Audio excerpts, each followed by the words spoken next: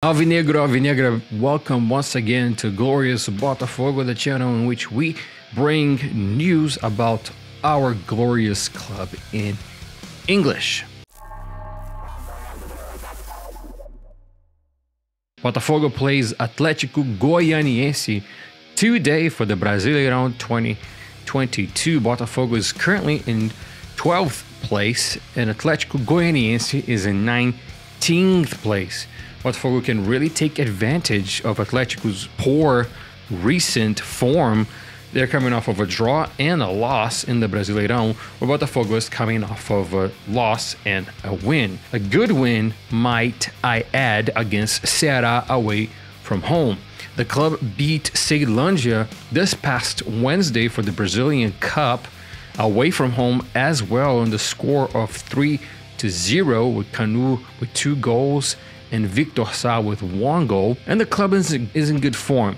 Now, we don't know for sure what the lineup is going to look like, but if I had to guess, we would be starting with Gatito Fernandes in goal, Renzo Saravia on the right back, Felipe Sampaio, Canu, and Daniel Borges once again, a right back playing in the left back position. In the middle, we're going to have the return of Luis Oyama, since he cannot play the Brazilian Cup because he already played for a different team.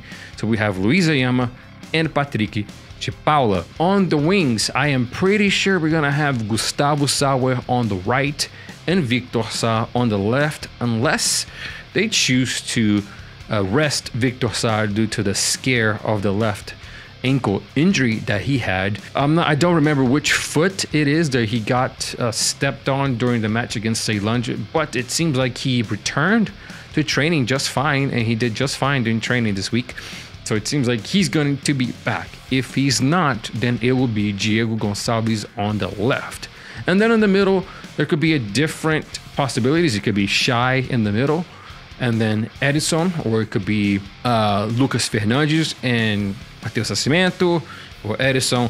That is going to be up to Luis Castro and which player he wants it to be up there in the front with the 2 wingers. Now, I believe is going to be Shai playing in the middle, but we will see. We have the recent arrivals of Lucas Fernandes. We also have Lucas Piazon, and we also have Gustavo Sauer that can play that middle number 10 position, and we can have Diego Gonçalves on the right and Victor Sá on the left.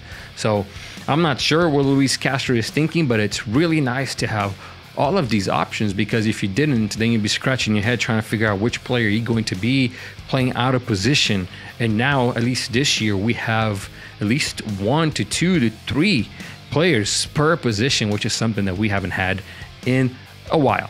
Botafogo and Canu are really close to signing a deal to extend his contract until 2026. The young defender is a captain of the team. He's a leader in the dressing room. He's a leader in the field.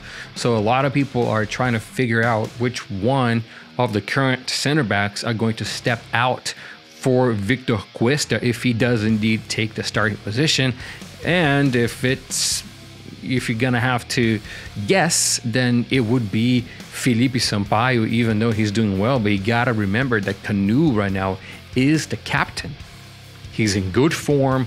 He scored 2 goals. He's been pretty safe playing out the back. He's been pretty safe in the air. He's been pretty safe with his passes, and he's in really good form right now. So if I was Luis Castro, if Victor Cuesta was playing just as good as Canu, if not better, then I would take out Felipe Sampaio and I would start Canu on the right and Felipe Sampaio on the left, with Daniel Borges staying behind as a third defender when Renzo Saravia goes up forward on the side. And this is something that we're starting to see with Luis Castro's team, with his tactics. He ends up having 3 center backs out of the back, right? With at this, it would be Sampaio, Canu, Daniel Borges, with Saravia going up on the wing, Gustavo Sauer dropping more towards the middle to play that number 10 position, and then Victor Sá and Saravia are the wingers, with Patrick de Paula, Sauer, and the other central attacking mid playing the distribution and trying to find the striker, which could be either Edison or Matheus Nascimento, which is another tough decision for Luis Castro to make. So do you want Edison, which is more of a power player, a guy that's going to just go shoulder to shoulder with the defenders and win the ball with his physicality? Or do you want Matheus Nascimento, which is a much more technical player, a smarter player that is, and just a younger guy that he has a lot of room to improve. So what does Luis Castro wants to do at this moment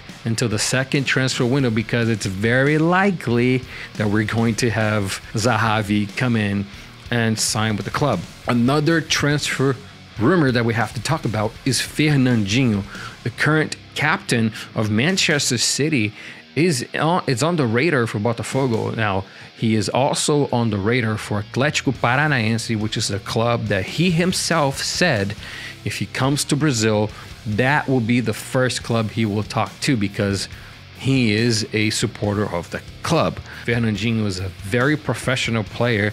He's a leader in and outside of the pitch. So I really hope that Atlético Paranaense does not go for Fernandinho and say, hey, that he's a little bit too expensive, and just let him come to Botafogo and play 2-3 years over there, and then he can go back to Atlético Paranaense to, retire or whatever. But because if that's true, then Fernandinho will take that first CDM position, the first central defensive midfielder, and he's going to be playing that with Patrick de Paula or even Cheche. And then, now we are talking. Now, actually, if Fernandinho comes, we will have a very respectable, if not the best, holding midfielder of the league. And that's not counting any of the other players that might come during the second transfer window, which I am expecting to be a big transfer window for Botafogo, with John Textor making all of the power plays and the power moves behind the scenes. If you're liking the content so far, please hit the like button.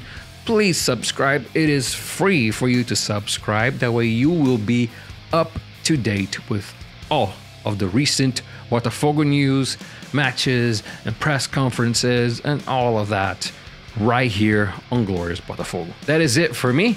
Thank you all so much for watching, and vamos Botafogo, because today we have a big match, and if we win, we will be shooting up the table. Till next time.